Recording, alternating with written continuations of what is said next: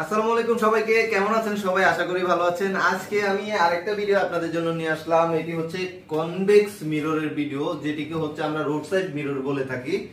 আপনারা যারা হচ্ছে এই মিরর গুলো নিতে চান তাদের জন্য আজকের এই ভিডিওটা।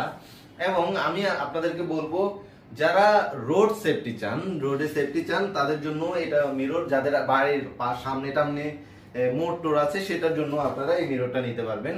এবং আরো বিভিন্ন ধরনের, আর আমার কাছে যে সাইজ গুলো আছে এগুলো এক একটা এক এক ধরনের কাজে লাগতে পারে। যেমন হচ্ছে এটা হচ্ছে বাস ট্রাকের জন্য বড় বড়।